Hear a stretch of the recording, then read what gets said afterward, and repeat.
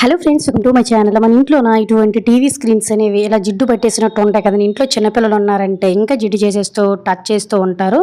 ఇటువంటి వాటిల్ని మరకలు మచ్చలు లేకుండా సింపుల్గా ఎలా కొత్త స్క్రీన్ లాగా అయితే క్లీన్ చేసుకోవాలో చూద్దాము. మనం ఎప్పుడైనా స్పెట్స్ క్లీన్ చేసుకునే క్లాత్స్ కానీ లేదంటే కాటన్ క్లాత్స్ కానీ ఏదైనా మీ ఇష్టం తీసుకొని కొంచెం పౌడర్ని అయితే యాడ్ చేసుకోండి. కొంచెం మురికి ఉందనుకోండి, మనకి ఈ పౌడర్ తోటి ఆల్మోస్ట్ అంతా క్లీన్ అయిపోతుంది. లేదంటే మనకి ఎక్కడెక్కడైతే మురికి ఉందో ముందైతే పౌడర్తో నీట్గా ఇలా క్లీన్ చేసేసామనుకోండి, మొత్తం జిడ్డు లాంటిదంతా కూడా ముందైతే వచ్చేస్తుంది. చూసారు కదా, మా పాప అయితే తినేటప్పుడు గట్ట ఇలా ఫుడ్కి ఒక్కొక్కసారి ఫుడ్ గట్ట అంటించేస్తూ ఉంటుంది.